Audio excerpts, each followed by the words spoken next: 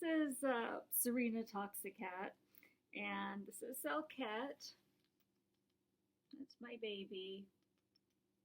I've had her since she was a kitten. She's an older kitty now with lymphoma, so I'm taking care of her and giving her chemo meds, and she seems to be doing quite well most days, right?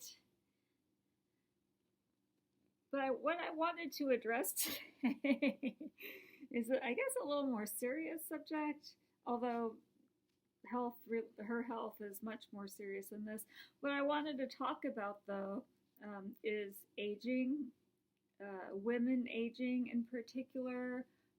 I turned 50 last month, and I had a celebration, and it was based on the actual number. A lot of people, when they turn 40, 50, 60, they kind of want to hide. They don't want anyone to know when their birthday is, what they're doing, how old they are. And I find it to be kind of a shame. And today I met somebody. We were talking, and the subject kind of veered off.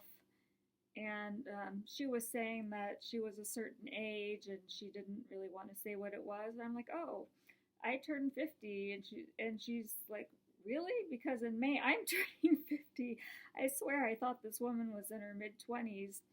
But you know what that says is there are many ways to be 50, just like there are many ways to be 20, 30, 40, whatever, 100.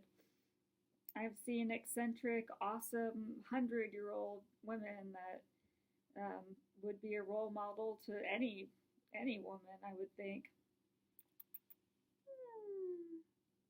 Yes, yes. And I enjoy embodying the crazy cat lady very much. The lady who lives alone with her cat. I also, of course, volunteer with the Cats at ISIS Oasis, but this is my baby. This is my baby. A wonderful novelty for me is that I now qualify for certain senior discounts. AARP is one, but there's also I think the Regent movie theaters give you popcorn and soda for half price.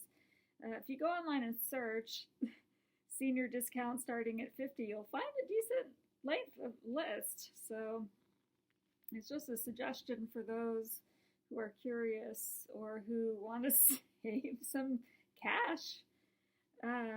But seriously, I think we need to move past stigma. I know that young people are also on the receiving end of ageism, being invalidated often, and I know they want to be older so they can go to clubs, so they can drink, smoke, vote. Voting is important, obviously. And I know they have their trials for sure. They're under the regime sometimes of parents who are perhaps not the most capable. They are in a precarious situation, especially these days under Trump.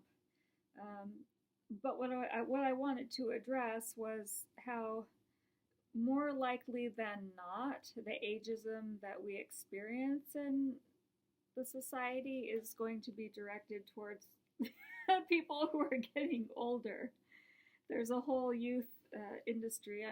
It's no secret. Of course, when I was living in France, women tended to age much more gracefully, and I don't mean by that they never got facelifts or whatever, but the attitude was more graceful. And like I was talking to my new friend today at Pete's, and she was talking about the fullness and, of course, the wisdom and the experience, but also that sense of becoming yourself and stepping into your power and hiding the fact that you're a certain age. I don't know. I think that sort of takes away from that. And I know that maybe if we hang out in a certain circle or we perhaps don't look the stereotype of that age group, that we can sort of slide by and not say anything about our age. And, you know, if no one asks, no one's going to know the difference. We'll blend right in.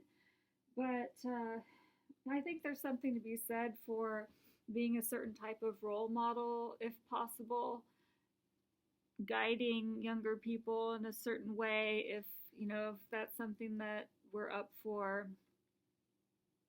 And I know people's opinions are going to change when they hear how old we are.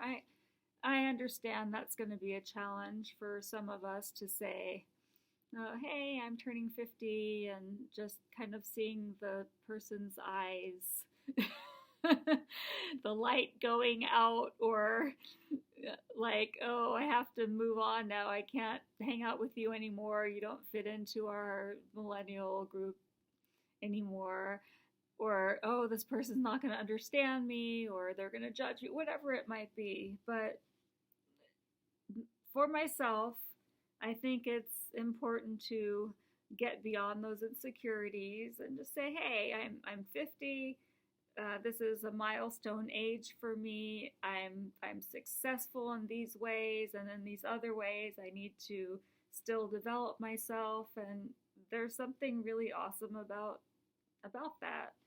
So let's maybe have a conversation about that and put our heads together and come up with some ideas about how we can contribute, using our age to contribute rather than seeing it as something that we have to hide or that we have to disparage, or, we can't go here, we can't talk to this person, we can't do this, we can't, just because we're a certain age and we've been conditioned in a certain way. So I'm going to say meow. May the divine feline be with you, and I will meow at you later.